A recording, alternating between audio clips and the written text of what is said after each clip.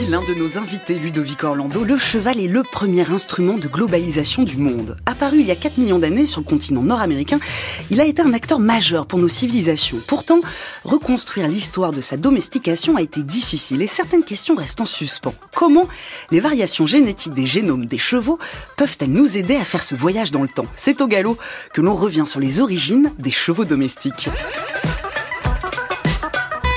Domestication, miser sur le bon cheval. Ludovico Orlando, bonjour. Bonjour. Vous êtes directeur de recherche CNRS et vous dirigez le Centre d'anthropobiologie et de génomique de l'Université de Toulouse. Valérie Chancigot, bonjour. Bonjour. Vous êtes historienne des sciences et de l'environnement et l'autrice de l'ouvrage « Histoire de la domestication animale » aux éditions Delachaux. Merci à vous deux d'avoir accepté notre invitation en direct de France Culture et merci à vous pour votre écoute. Vous pouvez aussi nous suivre sur Twitter pour notre live tweet, riche de sources, d'articles et d'entretiens. C'est dès maintenant @Science CQFD. Jusqu'à 17h, nous parlerons donc de nos amis les équidés, de où est situé le berceau de leur domestication, de l'importance de la paléogénomique pour reconstituer cette histoire, ainsi que celle des sciences indigènes. Mais pour commencer, pourquoi la domestication du cheval? La question est posée en 1985, c'est notre archive du jour. Alors pourquoi l'avait-on domestiqué, ce cheval? Eh ben, c'est bien triste à dire. Il semble bien que les premiers chevaux domestiqués l'aient été pour leur viande. On a un indice, hélas. Le tas d'os qu'on a trouvé en bas de la falaise de Solutré, chez nous en France, hélas. Oui. Un tas énorme, qui s'était pas fait tout seul. On a fini par comprendre que nos aïeux faisaient fuir les hordes jusqu'à cette falaise, d'où, affolées, elles se jetaient dans le vide. Ensuite, on les mangeait. Et un autre indice existe, postérieur. Dans les squelettes de chevaux sauvages trouvés à Debrecka, les vertèbres et le sternum étaient là. Ce sont les seuls os qui n'ont que peu ou pas de chair sur eux. Donc, il s'agissait de chevaux sauvages qu'on mangeait alors qu'on élevait les domestiques. Enfin, qui étaient ces chevaux à l'époque de leur domestication? Là, on interroge les dessins sur les objets d'art. Un vase, dit vase de Krémik, donc un vase datant des Scythes, ou de merveilleux dessins, comparables en plus beau à ceux des BD d'aujourd'hui, raconte le dressage du cheval. On y voit des selles, on y découvre que les chevaux portant un archer avaient leur crinière rasée, ça aurait gêné le tir à l'arc. Voilà notre archive de 1985. Ludovico Orlando, une réaction à ce qu'on vient d'entendre? Ouais, c'est assez typique de ce qui s'est toujours dit sur l'origine du cheval domestique. Et vous voyez, entre le solutréen, qui date d'il y a 23 000 à 18 000 ans de cela, et les Scythes, qui datent d'environ d'il y a 2500 ans de cela, il y a quand même une tranche de temps énorme qui s'est écoulée, dans laquelle s'est déroulée la domestication du cheval. Et en fait, ni l'argument qui est avancé ici pour les solutréens ou par les Scythes n'est en fait la cause véritable de leur domestication originelle. Valérie Chancigot, pour vous aussi une réaction à cette archive? Oui, c'est très daté par rapport à l'évolution des connaissances. On a maintenant, et grâce à la génomique notamment, une vision totalement différente et beaucoup plus précise de la domestication, et d'ailleurs pas que du cheval, d'autres phénomènes du même genre. Et c'est vrai qu'à l'époque, on pouvait associer comme ça des choses très différentes, comme ce qui pouvait se passer à la préhistoire avec des restes de massacres d'une espèce au pied d'une falaise, avec la domestication, alors que ces deux phénomènes totalement différents. La domestication, il faut bien préciser très rapidement qu'il s'agit d'une transformation génétique d'une population en quelque chose d'autre par la sélection. On garde certains individus qu'on va se faire reproduire ensemble, on élimine les autres, et peu à peu, génération après génération, on va en quelque sorte modifier les capacités de cette population d'animaux. C'est pas simplement qu'une prédation exercée sur l'espèce, c'est même pas la simple détention d'animaux sauvages, c'est bien une manipulation génétique, si on peut dire les choses de cette façon-là, qui est délibérée et qui vise en fait à transformer, même si le résultat final n'est pas anticipable par les peuples qui ont fait les premières domestications. Néanmoins, il y a une tendance qui pousse vers une certaine transformation de ces populations d'animaux. Ludovico Orlando, je me retourne vers vous pour compléter cette définition de la domestication, parce qu'en effet, un domestiqué, c'est pas la même chose qu'apprivoiser.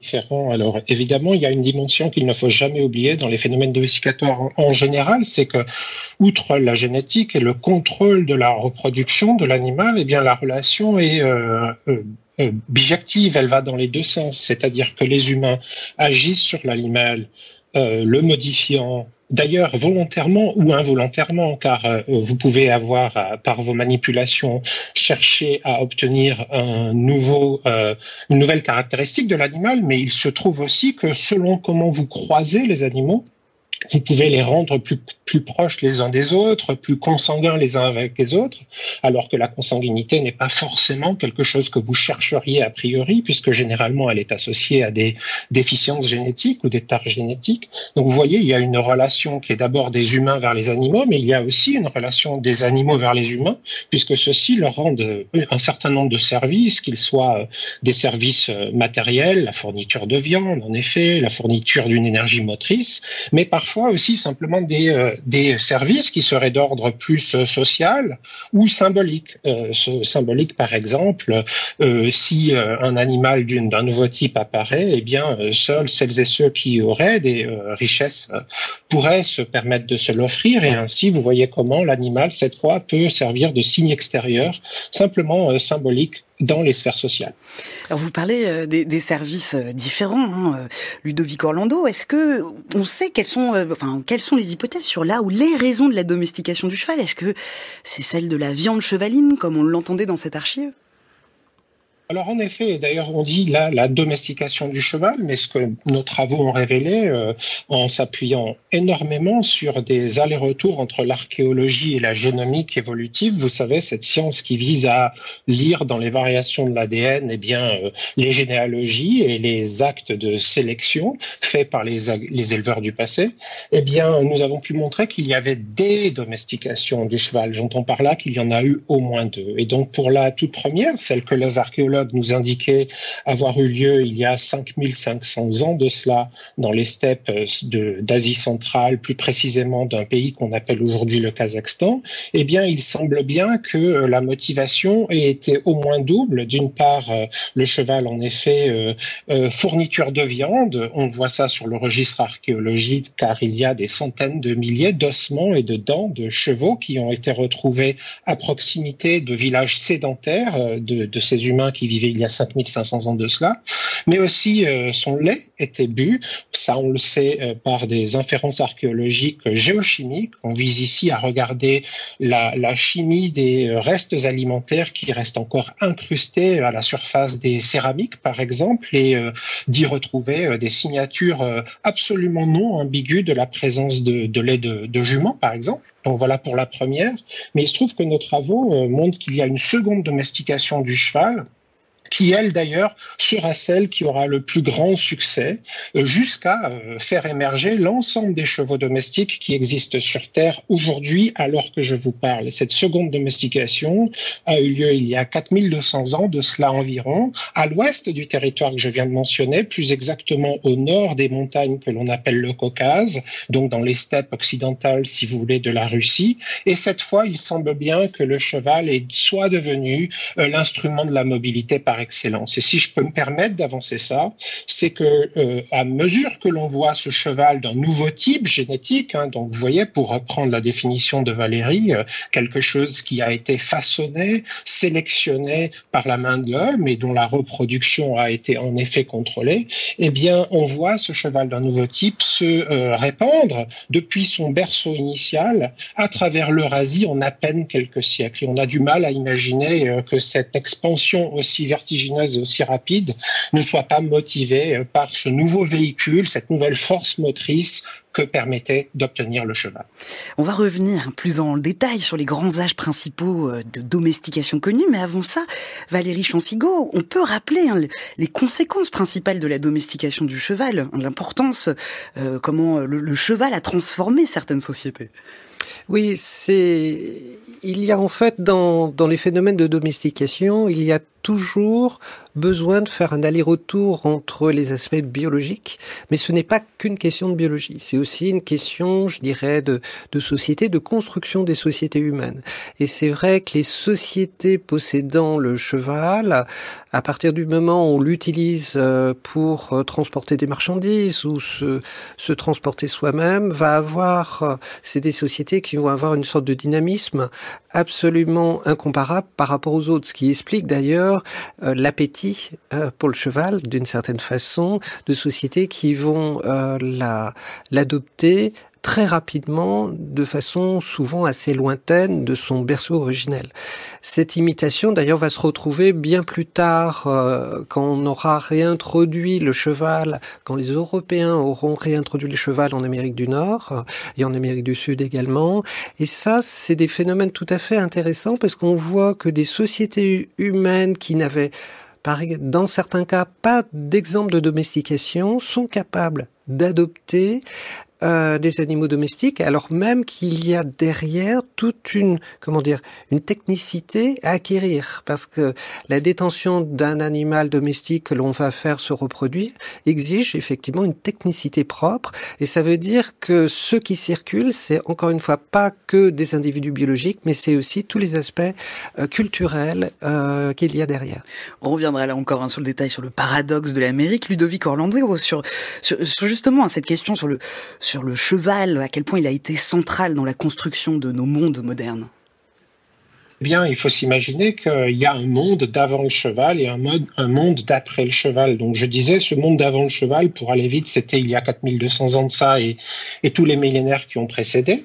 Mais le monde d'après le cheval, c'est le monde jusqu'au soir de la Seconde Guerre mondiale. Le cheval était un instrument de guerre jusqu'à la mécanisation de la guerre. Et ce sont plus d'1 million dès qu'ils sont morts, par exemple, sur les champs de guerre de la Première Guerre mondiale. Mais en fait, si vous réfléchissez assez vite à des grandes batailles de l'histoire, dans l'histoire de France, pensez à Azincourt par exemple, ou si vous allez plus profondément dans le temps, si vous pensez à par exemple la victoire d'Alexandre le Grand il y a 2300 et quelques années de ça sur Darius III de Perse, eh bien peut-être que l'issue de la guerre n'aurait pas été la même sans la maestria qu'avait Alexandre le Grand à dominer le cheval. Donc instrument de la guerre, et la guerre c'est finalement ce qui a accompagné l'histoire des humains depuis très longtemps. Ensuite, le cheval, c'est aussi l'instrument de la mobilité par excellence, on l'a dit tout à l'heure, et en fait, il faut se rendre compte que le cheval sur son dos,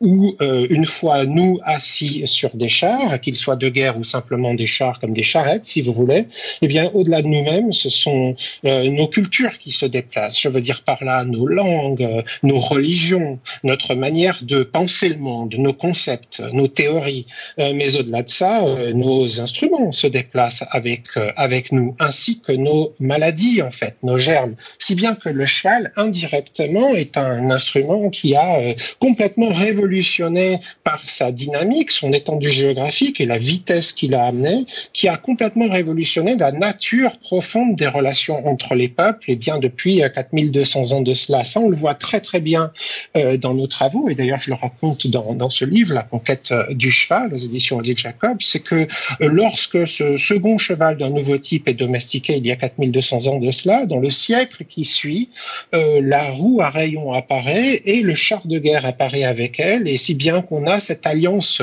bioculturelle, si je peux dire, d'un cheval d'un nouveau type qui amène une énergie motrice et qui est couplée avec une innovation d'ordre purement culturel et technique, l'invention d'une roue à rayons, et cette alliance-là crée une capacité à des cultures matérielles humaines et les humains qui les accompagnent, eh bien de se déplacer comme jamais précédemment. Et il y a une culture en particulier à laquelle je pense, qui a un nom qui s'appelle la culture de Sintashta, qui existait dans les steppes d'Asie centrale il y a 4100 ans de cela jusqu'à 3800 ans de cela à peu près, eh bien qui se déplace du jour au lendemain, si je puis dire, grâce au cheval et au char, sur des milliers de kilomètres. Et avec elle amène les humains, bien entendu, et leur langue, qui n'est nulle autre qu'une langue proto-indo-iranienne, qui est la langue mère de très nombreuses langues encore parlées aujourd'hui à travers le monde. Valérie Chansigo. Oui, c'est sans doute que les auditrices et les auditeurs ont parfois du mal à se rendre compte des transformations, mais on peut fixer une comparaison entre des peuples qui avaient des niveaux d'industrie relativement similaires, à savoir les Mayas ou les Aztèques, par rapport au peuple mongol. Un soldat aztèque, par exemple, quand il devait partir à la guerre, devait tout transporter sur lui. Son armement, ses provisions, etc., l'eau. Et s'il devait rapporter du butin, il devait aussi le porter lui-même. Les Mongols, eux, avaient à disposition effectivement le cheval, et les guerres mongoles au moment de Gengis Khan ont eu un impact absolument considérable, allant des portes du Japon à la Russie, et a profondément transformé les régions, et on n'imagine pas cette expansion, cette force de frappe, s'il n'y avait pas eu le cheval derrière. Donc on voit bien ce mécanisme d'amplification, c'est-à-dire le cheval ne crée pas une situation nouvelle, mais il amplifie des tendances qui pouvaient se voir autrement et avant, à une échelle très largement supérieure. La même chose, en fait, de ce qui va arriver beaucoup plus tard avec les énergies fossiles. Et certains proto-historiens font de l'âge du cheval une césure dans l'histoire de l'humanité. Pourquoi la reconstitution de l'histoire de la domestication du cheval est-elle si difficile? Et pourquoi est-il crucial de faire un voyage génétique dans le temps pour reconstruire cette histoire? Parler de la domestication du cheval avec Ludovic Orlando et Valérie Chancigo. Nous venons d'esquisser très rapidement l'histoire de la domestication de cet animal. Maintenant, entrons un peu plus dans le détail. Où est situé le berceau de cette domestication? Il y a eu un premier processus, vous l'avez évoqué un instant, Ludovic Orlando, un premier processus avorté. C'est ce que vous montrez en 2018 avec cette parution dans la revue Science. Oui, en effet. Donc, on suivait à cette époque-là ce que pensait une majorité, non pas la totalité, mais une majorité des archéologues. Et les archéologues nous pointaient du doigt la culture de Botaï dans les steppes d'Asie centrale kazakh. Il y a 5500 ans de cela, comme le foyer de tous les chevaux domestiques existants sur Terre. Donc cela voudrait dire, si c'était là l'endroit, que depuis le poney Shetland, en passant par le cheval pur sang ou le grand percheron, tous ces chevaux finalement prendraient racine à cet endroit-là du monde. Et d'ailleurs, c'est pour tester cette hypothèse qu'on s'est embarqué dans le séquençage du génome de ces chevaux. Donc par génome, j'entends ici la totalité de l'information génétique de ces animaux que l'on peut décrypter, lire si vous voulez, depuis maintenant une bonne quinzaine d'années grâce à un essor d'une technologie qui a une puissance folle, qui est la technologie des séquenceurs dits à très très haut débit. Alors que l'ADN se préserve dans les dents et dans les ossements fossiles, les technologies dites d'ADN ancien, couplées à ce type de séquenceurs, sont capables de nous lire la totalité de l'information génétique des individus qui vivaient alors. Et c'est pas une petite somme d'informations que chacun des vestiges des chevaux héberge.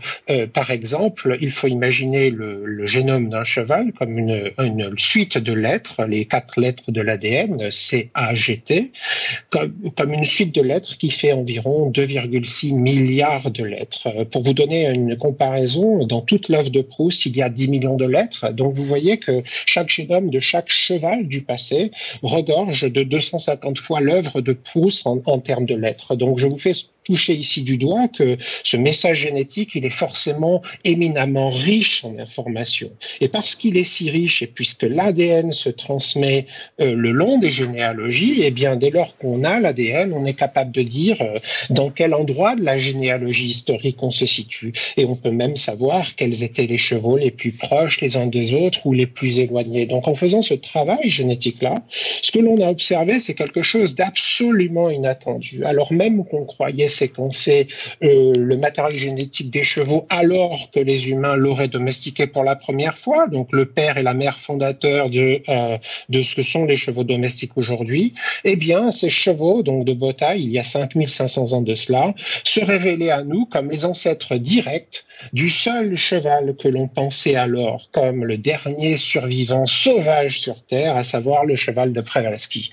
Et donc ça voulait dire de fait que nos yeux, aujourd'hui, et le monde moderne, étaient somme toute très trompeurs, puisque lorsque vous voyez un cheval de Przewalski, qui est un cheval qui ne fait pas, dont il ne fait pas de doute qu'il pourrait être sauvage, eh bien, par son comportement notamment, hein, il n'est pas souvent très très très friand de la proximité des humains. D'autre part, c'est un cheval qui peut résister dans son environnement natif à des attaques de prédateurs tels que le loup. Donc, vous voyez, il ne nous viendrait pas à l'idée de lui critiquer son statut sauvage. Et pourtant, grâce à l'ADN, on se rend compte que celui qu'on pensait sauvage n'est qu'en fait le descendant du premier cheval domestique que les humains n'aient jamais domestiqué. Et donc là, c'était assez vertigineux pour nous parce que ça voulait dire qu'il fallait repenser toutes les théories et tous les modèles de l'évolution de l'animal, puisqu'on apprenait à l'instant que celui qui était sauvage était en fait le fruit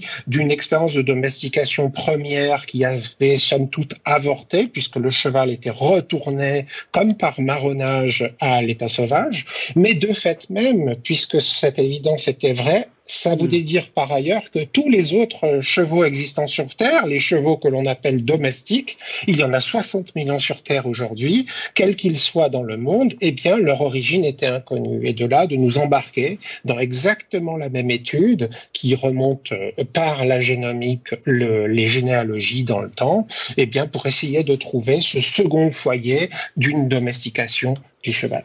Moralité de cette étude, certes, des chevaux ont été domestiqués à Beautail, mais il y a environ 5000 ans, cette lignée domestique est retournée comme à l'état sauvage, Valérie Chancigot.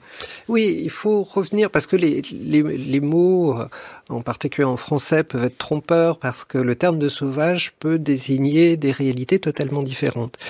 On peut entendre par sauvage des espèces qui n'ont pas été modifiées génétiquement, délibérément ou pas, par l'être humain, mais ça peut désigner aussi, d'où l'emploi du mot de marronnage, le fait qu'une population domestiquée, c'est-à-dire encore une fois transformée par la sélection artificielle, le retour de ces individus à une façon de vivre, sans lien direct avec l'être humain.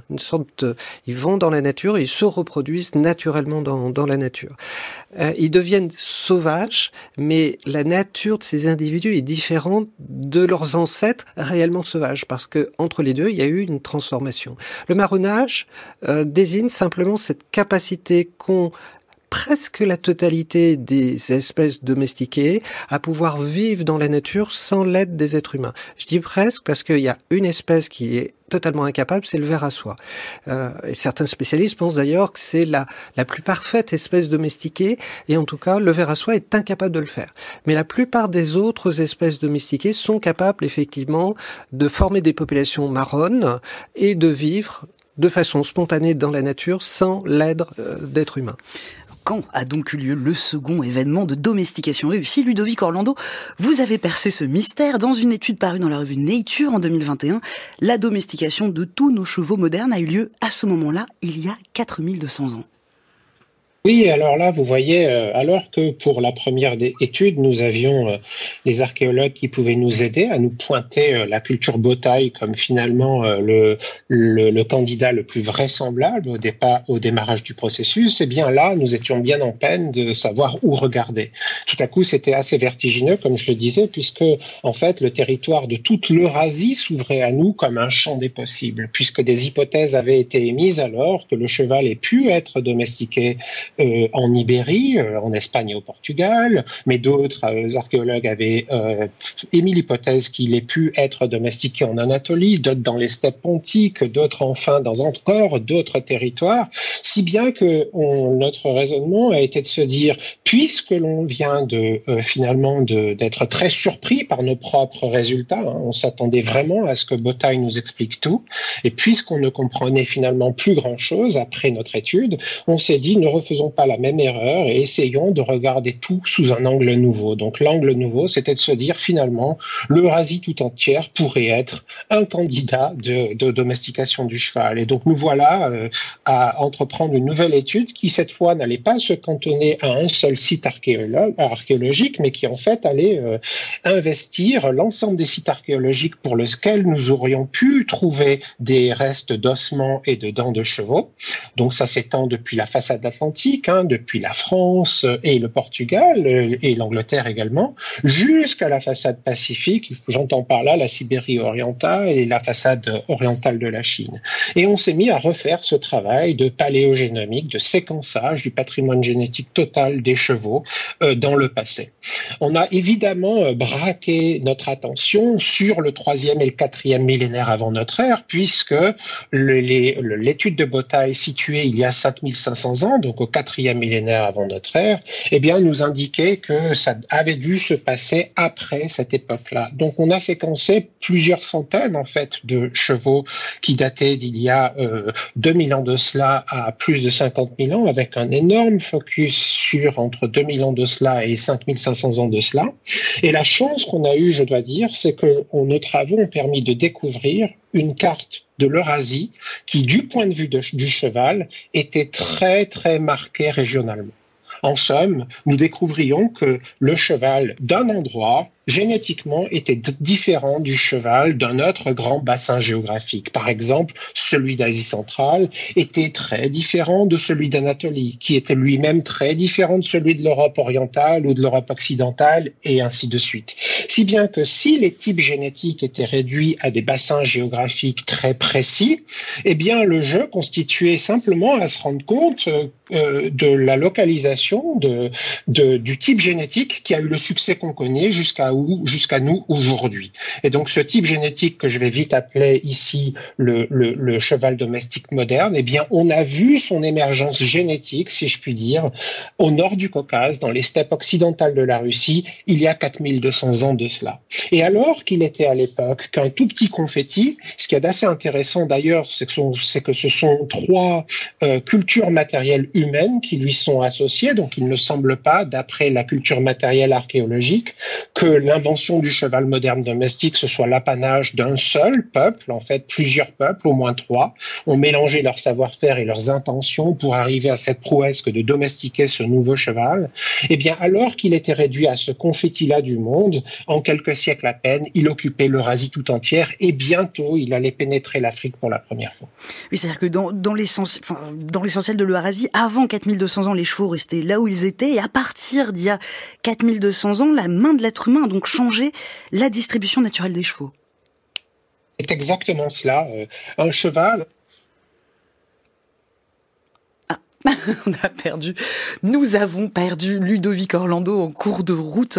Nous parlions à l'instant de cette origine dans la région de la basse vallée du Don et de la Volga au nord du Caucase, de ces trois peuples. Nous parlons également de ces études de l'ADN ancien qui est donc centrale en paléogénomique. Mais ces études-là reposent aussi sur l'archéozoologie. C'est une discipline qui étudie les restes d'animaux en contexte archéologique, et c'est le sujet de notre reportage du jour avec Natacha Demoule. Bonjour. Bonjour Natacha. Oui, ces études sont permises par l'analyse préalable des ossements. Olivier Bignonlot est archéozoologue au CNRS. Il a notamment contribué à l'étude de 2021 sur l'origine de la domestication du cheval. En effet, les génomes de 273 chevaux ayant vécu entre 50 000 et 200 ans avant notre ère ont été séquencés. Or, il a sélectionné certains des restes utilisés. Alors, comment identifie-t-on des ossements de chevaux retrouvés lors de fouilles ? Et comment peut-on savoir, grâce à ces restes, quels étaient les liens entre chevaux et humains avant même la domestication ?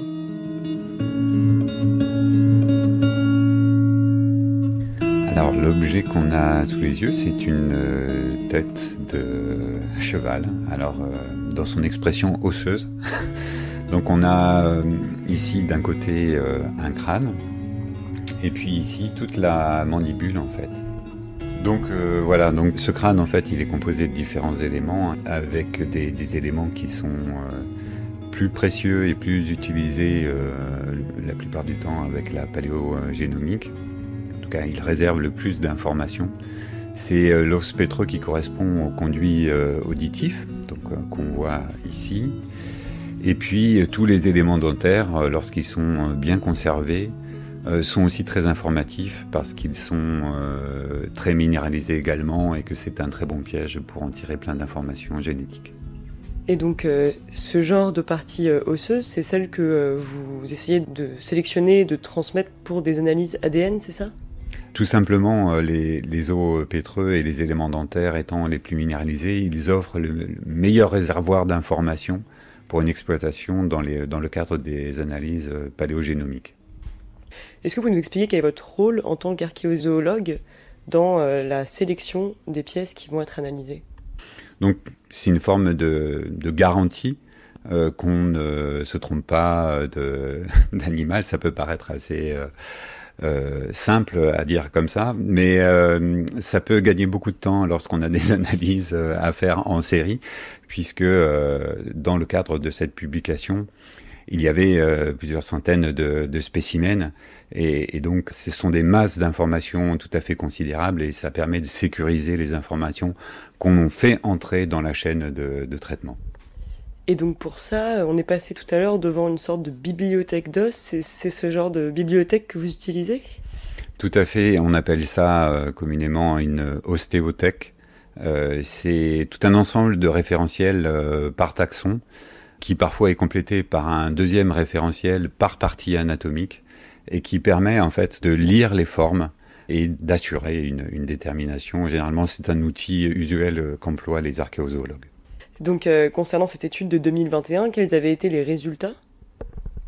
Alors, de mon point de vue, qui travaille sur les périodes un petit peu plus anciennes, et voilà, j'avais donné des éléments qui étaient du paléolithique supérieur, et l'une des raisons pour cela, c'était d'avoir des idées en fait du pôle génétique avant domestication, bien avant la domestication, pour être assuré d'avoir des référentiels qui soient vraiment très antérieurs avant les modifications qu'entraînent forcément les processus de domestication.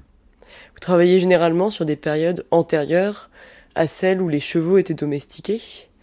Pendant ces périodes antérieures, comment est-ce qu'ils étaient utilisés et surtout, comment est-ce que vous déterminez ça à partir de restes qui ne doivent pas être très nombreux ? Alors, on a beaucoup de données puisque on a une profondeur de temps qui est assez importante et un nombre de sites également important. Les interactions entre les sociétés humaines et les chevaux aux périodes paléolithiques se résument à un jeu entre prédateurs et gibier. Ceci étant dit, on a des indices d'une éventuelle captation pour un apprivoisement, a priori, puisque quelques signes de stress, de captivité ont été ci et là portés à notre connaissance dans les enregistrements archéologiques, notamment par exemple des usures non alimentaires sur des incisives. On appelle ça des dents tiquées. Donc par exemple, quand on voit ce crâne qu'on a devant nous, qui est un crâne récent, est-ce qu'on voit les traces de la domestication directement dessus ? Dans cet espace qui est sans dents, qu'on appelle la symphyse mandibulaire entre les incisives et les premières prémolaires, souvent sur cette partie osseuse, voire sur le début en fait des prémolaires 2, on a une usure qui n'est pas de l'ordre de la prise alimentaire, de l'usure en fait sur les surfaces occlusales, mais qui est liée en fait à un mort qui va soit irriter, soit provoquer une usure dentaire. Et est-ce qu'il y avait d'autres usages des restes des chevaux, par exemple les os ou le cuir, dont on peut retrouver des traces ? Il faisait une consommation assez systématique des animaux qui étaient abattus. On en a de multiples traces, ça en laisse. Il y a des stries de découpe, de prélèvements de tendons, de prélèvements de peau à différents endroits du corps qui sont tout à fait régulières, systématiques, enregistrées. Ils avaient une économie totale jusqu'à l'utilisation de l'os comme combustible. Donc vraiment, on peut se dire que, notamment chez le cheval, de la moindre partie de crinière jusqu'à l'élément osseux, il aura été vraisemblablement exploité de façon quasi totale. Merci Natacha Demoule pour ce reportage. Valérie Chancigo, une réaction ? Oui, on voit bien l'apport de la paléogénomique à travers cette très belle étude de Ludovic Orlando et vraiment qui bouleverse les choses parce que effectivement, du point de vue archéologique, certaines caractéristiques sur lesquelles porte la domestication ne laissent pas nécessairement de traces. C'est bien là le problème. C'est-à-dire, on modifie notamment le comportement et le comportement se fossilise pas. Donc, la génétique peut permettre d'avoir une vision plus fine de ces éléments, mais c'est vrai que d'un point de vue archéologique, ça se voit chez le cheval, mais aussi chez d'autres espèces animales. On a parfois du mal à interpréter les restes que l'on trouve, parce que outre la simple utilisation des dépouilles de tel ou tel animal, savoir quel lien, quelle relation on avait au moment où l'animal était vivant et les transformations éventuelles, surtout au début de la domestication, ça laisse pas forcément des traces très très significatives, très très marquées. Il faut pour cela beaucoup de temps. Ludovic Orlando. Oui, et bien sûr, ravi d'entendre cela, car c'est en effet tout le problème dans l'histoire du cheval. Pendant très longtemps, ont existé de très très nombreuses hypothèses, pour la simple et bonne raison que des modifications biologiques du squelette ne laissaient pas du tout entendre que nécessairement le cheval avait été domestiqué. Vous savez, par exemple, si je pense à la vache, dont l'ancêtre sont les aurochs, les aurochs étaient des sortes de bœufs gigantesques d'une certaine manière. Eh bien, un des premiers traits biologiques liés à la domestication de la vache, c'est une réduction de la taille. Eh bien, et donc, vous voyez, des archéologues pourraient retrouver des vestiges, les mesurer et ainsi dire quasiment à coup sûr que leurs animaux étaient domestiqués. Pour le cheval, on n'a pas cette chance-là, car les changements de taille associés à la domestication n'apparaissent que un bon millier d'années après sa seconde domestication au début de l'âge de fer. Pour aller vite, il y a environ 3000 ans de cela. Donc, pendant à peu près une dizaine de siècles, eh bien, la morpho-anatomie du cheval n'est pas si claire et pas non ambiguë quant à la nature des vestiges que l'on va analyser. Alors, on peut évidemment s'appuyer sur des caractères tels que retrouve-t-on systématiquement les chevaux associés, par exemple, à des tombes princières ou à des tombes d'élite dans la société pour bien vraiment montrer qu'il s'agit là d'un statut particulier que le cheval commençait à prendre. Mais vous voyez que toutes ces inférences-là ne sont pas par nature absolument démonstrative. Et en particulier, ce que la génétique nous a révélé, outre le foyer et la date de la domestication de nos chevaux domestiques modernes, donc il y a 4200 ans, je le disais, dans les steppes pontiques, au nord du Caucase, eh bien, elles nous ont révélé ce que les éleveurs de l'époque ont eu en tête comme sélection à faire sur l'animal pour mieux interagir avec lui. Nous avons pu trouver ainsi qu'il y avait deux endroits de l'ADN du cheval, l'un sur le chromosome 3, l'autre sur son chromosome 9, où se situent deux gènes dont le premier est impliqué dans la robustesse du dos, si vous voulez, donc la capacité que les chevaux ont à développer une locomotion biologiquement qui viendrait sans douleur. Donc elle ne laisse pas de traces sur les vertèbres elles-mêmes, mais plutôt sur les nerfs qui, eux, ne fossilisent pas. Eh bien, les gènes voient ça et nous ont donc dit que l'un des éléments importants de la sélection artificielle qui a été menée là-bas à l'époque, eh bien, c'était de faciliter une biologie qui allait bien avec la locomotion. Et l'autre, sur le chromosome 9, c'est un gène qui est très très bien connu par les travaux des biologistes sur les rats et les souris.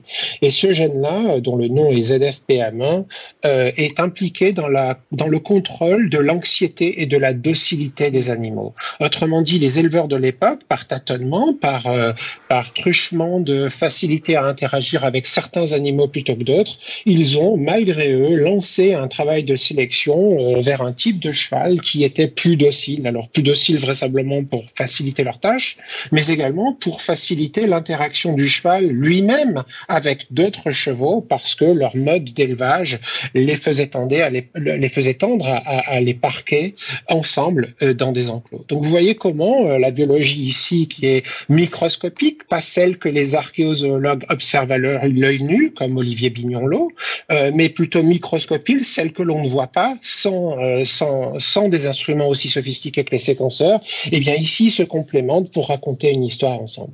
Et les Shintashtha ont fait ce travail de sélection, ce qui a donné au cheval une meilleure anatomie, un comportement plus docile. Mais dans cette histoire, seules 2 espèces de la famille des équidés ont été domestiquées, le cheval sauvage et l'âne sauvage d'Afrique. Valérie Chancigot, pourquoi tous les animaux du genre Equus ne sont pas domestiqués? Pourquoi seulement le cheval et l'âne? Alors, il peut y avoir bien sûr des raisons biologiques, comportementales. Un animal une espèce d'animal qui est trop méfiante à la base ou trop agressive va avoir du mal. D'ailleurs, c'est pour cela, on le voit avec le cheval, mais ça se voit chez toutes les espèces domestiquées. L'un des éléments que l'on sélectionne d'abord et avant tout, c'était une intuition qu'a eu Darwin au 19e siècle, alors qu'il ne connaissait pas du tout la génétique et qu'il n'aurait été incapable d'en expliquer le mécanisme, mais que certainement l'un des éléments premiers qui sont sélectionnés par les premiers éleveurs, c'est cette docilité. Si on a affaire à des individus, encore une fois, qui cherchent à fuir à tout moment ou qui cherchent à agresser leur éleveur, ça va être assez compliqué, la cohabitation. Et donc, il y a une sélection qui est faite là-dessus et qui va servir en fait par un effet en quelque sorte cascade, par l'apparition de d'autres modifications morphologiques, comportementales, physiologiques. Et donc ça, c'est vraiment un élément absolument essentiel. Quant aux zèbres, on a essayé mais on n'a jamais réussi. Alors que s'est-il passé depuis 4000 ans? Quelle est l'histoire du cheval des plaines américaines? On en parle après ce chant de la domestication du cheval, en compagnie de nos 2 invités, Ludovic Orlando, directeur de recherche CNRS, qui dirige le Centre d'anthropobiologie et de génomique de l'Université de Toulouse, et Valérie Chancigot, historienne des sciences et de l'environnement. Nous venons de voir quand et où le cheval avait été domestiqué. Côté Amérique, le cheval a disparu des Amériques il y a 12 000 ans. Selon la version officielle, à partir du XVIe siècle, les conquistadors rapportent, en quelque sorte, le cheval aux Amériques. Les Amérindiens n'auraient pas eu de cheval au moment de la colonisation. Ils les auraient adoptés qu'en 1680. Ça, c'est l'histoire admise par le monde occidental jusqu'à vos travaux, Ludovic Orlando, parus le 31 mars dernier dans Science, vos travaux qui bouleversent cette histoire officielle. Oui, complètement. Et d'ailleurs, ces travaux-là, ils bouleversent non seulement l'histoire officielle, mais ils sont bouleversants tout court, puisqu'ils donnent la parole quasiment pour la première fois, d'une manière co-participante au travail, à des peuples de tradition orale, des peuples natifs amérindiens, en particulier le peuple Sioux des Lakota. Et pourquoi eux en particulier? C'est bien que tout simplement leur tradition orale leur faisait penser, leur indiquait très très très certainement que ce modèle que vous venez de présenter était pas nécessairement réel, était surtout le fruit de l'histoire racontée par les vainqueurs, ceux qui ont gagné la colonisation, et non pas ceux qui étaient là avant que les colons arrivent, à savoir la diversité des nations, des Premières Nations des Amériques. Et en fait, lorsque certains représentants du peuple Lakota me contactent, on est en 2018 là, ils me contactent pour essayer de voir comment les sciences traditionnelles, telles que celles faites par les peuples des Premières Nations, et les sciences de pointe de génomique et l'ensemble des sciences archéologiques d'ailleurs, pourraient travailler ensemble afin de tester cette hypothèse, à savoir que le cheval a absolument disparu des Amériques il y a 12 000 ans pour y réapparaître avec les conquistadors et enfin passer à la main des peuples amérindiens à partir de la révolte des Pueblos en 1680. C'est une révolte qui a fait tomber le pouvoir colonial espagnol pendant une vingtaine d'années et qui a permis aux Pueblos de mettre la main littéralement sur des très nombreux volumes de chevaux et ainsi de les redistribuer selon la thèse officielle à l'ensemble des ancêtres des peuples des plaines, qui deviendront par exemple l'Empire Comanche du XVIIIe et du XIXe siècle. Eh bien, donc dans ces travaux-là, ce que l'on a réussi à faire, c'est d'abord écouter la tradition indigène, les traditions indigènes, pour essayer de les comprendre. Vous voyez, ça a l'air quelque chose d'assez trivial, mais ça l'est absolument pas. Il faut imaginer que l'on parle tous dans des langues, mais au-delà de la traduction elle-même dans des langues différentes, au-delà de la traduction elle-même, ce qu'il se joue joue ici, c'est aussi des concepts, des visions du monde très différentes. Valérie parlait tout à l'heure de faire bien attention à ce que veut dire le mot sauvage ou domestique. Eh bien, il faut savoir que dans la langue Lakota, il n'y a pas de mot pour dire sauvage, en fait, ni même de mot pour dire domestique. Il n'y a qu'un mot pour traduire l'état à la nature, si vous voulez. Donc, vous voyez, ce qui a l'air simple à forger ne l'est absolument pas, mais néanmoins, au bout de 4 années de travail ensemble, on est arrivé à séquencer pas mal de génomes de chevaux qui existaient dans les Amériques à partir des temps coloniaux. Et la grande surprise que l'on a eue, c'est que 3 d'entre eux sont datés au carbone 14. C'est une technique géochimique qui permet de mettre une date absolue sur des vestiges. Eh bien, on a pu montrer qu'ils existaient, ces chevaux, aux alentours de 1600 et non pas à 1680. Alors, vous pourriez penser, 1600, ça veut donc dire qu'ils étaient des chevaux de conquistadors. Aux mains des conquistadors, eh bien, pas. Absolument pas, car l'archéologie, et c'est là où ça complémente parfaitement la génomique, c'est que l'archéologie nous dit que c'était des chevaux trouvés en contexte indigène. On sait cela, par exemple, parce que l'archéologie nous dit que les chevaux étaient nourris au maïs, par exemple. Et le maïs est une plante indigène, absolument pas européenne. On a d'autres éléments pour nous laisser entendre qu'il s'agissait là de chevaux indiens. Donc, vous voyez comment ces travaux, eh bien, révolutionnent un petit peu la thèse historique classique, celle racontée par les vainqueurs de l'histoire, les colonisateurs, puisqu'il faut imaginer que les Indiens avaient déjà aux alentours de 1600 accès au cheval et l'avaient donc maîtrisé au point d'en faire un nouvel instrument dans leur construction de société, dans leur rapport au monde et même dans leur rapport à leur mode de croyance. Là où la génomique n'a pas indiqué que le cheval existait avant les conquistadors aux Amériques, c'est que en analysant le génome de ces chevaux qui sont passés aux mains des Indiens les premiers, aux alentours de 1600, eh bien, on a pu montrer qu'ils étaient comme 2 gouttes d'eau génétiquement et identiques quasiment à ceux qui existaient à ce moment-là de l'histoire en Espagne et au Portugal. Autrement dit, ces chevaux étaient bien des chevaux qui avaient été acquis par les Indiens du fait même colonial, mais simplement les Indiens avaient une agentivité, avaient possédé le cheval bien avant ce que l'on avait pensé, pour ensuite en faire l'instrument de leur propre peuple, au pluriel, évidemment. Et là où nos travaux ont été assez saisissants, je crois, c'est que l'histoire ne s'arrête pas là, puisqu'à partir de 1600 jusqu'à aujourd'hui, le cheval est resté aux mains de certains peuples indiens, notamment encore les Lakota, mais je disais, pensez aux Comanches, aux Pawnees, aux Shoshone, aux Pueblos eux-mêmes. Eh bien, nous avons séquencé le génome des chevaux jusqu'à aujourd'hui, depuis 1600 à aujourd'hui, et on s'est rendu compte qu'au fil de l'histoire, et ce depuis le courant du 19e siècle, que la génétique des chevaux associée aux Indiens devient de plus en plus comme teintée d'une origine génétique britannique. Or, vous savez que les Britanniques ont été le second grand empire colonial en Amérique du Nord. Hein, ils ont fondé les États-Unis fédéraux d'Amérique. Eh bien, donc, on voit donc que dans la génétique du cheval, c'est toute la mémoire des grands pouvoirs coloniaux qui s'est inscrite. Et donc, ça montre comment la colonisation en elle-même n'est pas qu'une affaire qui touche uniquement les sphères humaines de manière tragique, en fait, hein, mais qui peut s'inscrire sur les sphères de ces animaux ou de la nature qui sont les plus proches de nous. Ici, le cheval, mais il y a fort à parier que des travaux symétriques sur d'autres espèces, hein, tels que le chien, pourraient nous raconter la même histoire de changement profond en lien avec la colonisation. Et ce que dit votre étude aussi, Ludovic Orlando, c'est que la compréhension du passé trop souvent vue sous le prisme des sciences occidentales.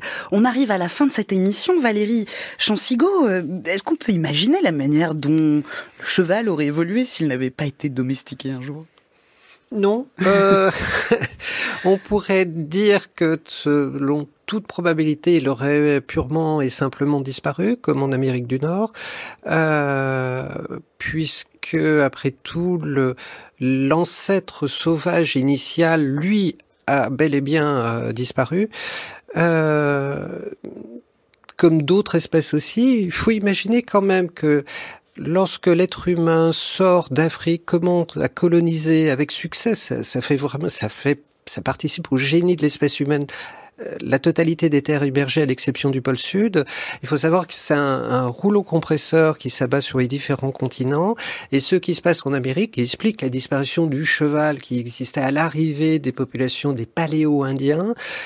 C'est la disparition d'une grande faune et une réduction assez drastique de la diversité biologique.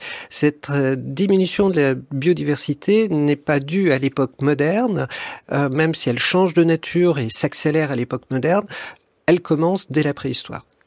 Ludovic Orlando. Oui, alors sur ce dernier point, l'érosion de la biodiversité a vraiment commencé en effet depuis l'aube des activités humaines sur cette planète en effet.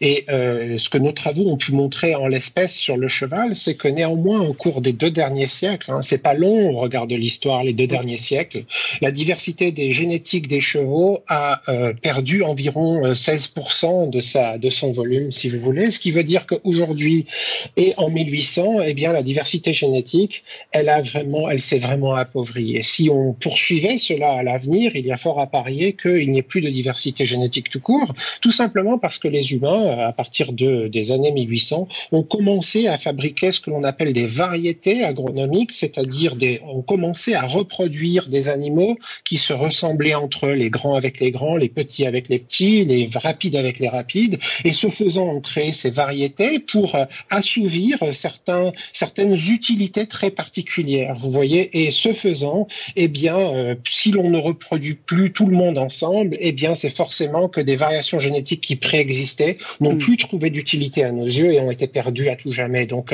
à l'avenir, on peut garder ça vraiment en tête et se rendre compte que nos activités, encore aujourd'hui, pas que seulement depuis la préhistoire, ont un impact retentissant sur la biodiversité qu'il va falloir savoir préserver.